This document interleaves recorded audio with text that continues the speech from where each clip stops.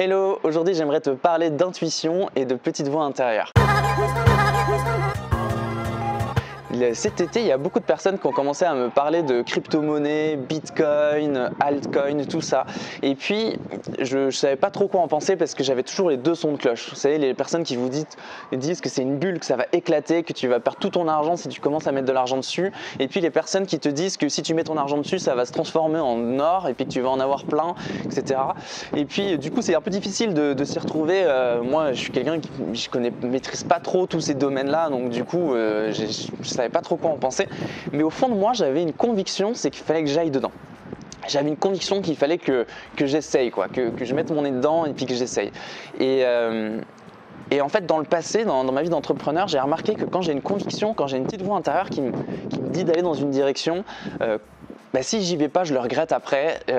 Sur ces 10 dernières années, à chaque fois que je suis pas allé dans une direction où j'avais cette conviction, je l'ai regretté après. Et inversement, à chaque fois que j'y suis allé, ça a été bénéfique. Et donc du coup, là, j'avais cette voix intérieure qui me disait vas-y, va dans le Bitcoin, essaye, commence dedans, apprends. Et donc du coup, pour pas faire n'importe quoi, j'ai commencé à en parler autour de moi. J'ai eu vraiment tous les sons de cloche. Et puis, j'ai commencé à regarder des vidéos sur YouTube, à me former pour comprendre comment ça fonctionnait, quels étaient les risques, comment éviter au maximum les risques, etc. Et puis au final, j'ai mis 300 € dedans en l'espace de 2 mois. Voilà, de l'argent que j'avais de côté, je l'ai mis dedans en me disant voilà, je vais voir ce qui se passe, je mets pas énormément.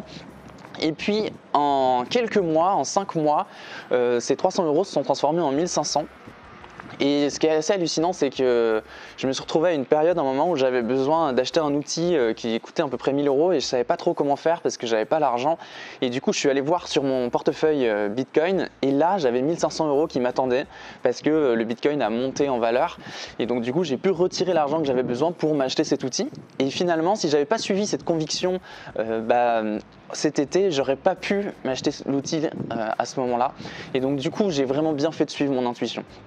Ce que je veux te dire aujourd'hui, c'est si tu as une conviction au fond de toi, si tu as vraiment cette petite voix intérieure qui te dit d'aller dans un endroit, de lancer un projet, je sais pas, d'aller connecter avec telle personne ou quoi, ne laisse pas les circonstances, ne laisse pas les autres, ne laisse pas les gens autour de toi t'empêcher d'aller là-dedans.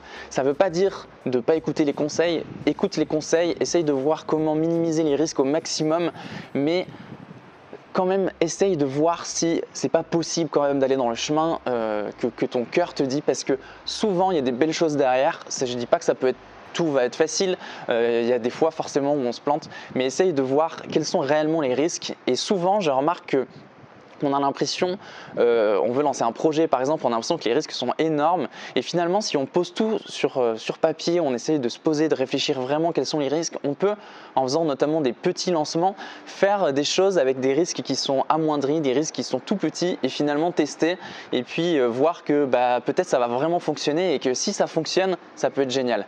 Donc voilà, pour 2018, je ne sais pas quels sont tes convictions, tes intuitions, les projets que tu as à cœur, n'hésite pas à le mettre en commentaire. En tout cas, je te conseille vraiment d'essayer de te donner à fond pour tes projets et de te donner à fond pour ce qui te tient vraiment à cœur.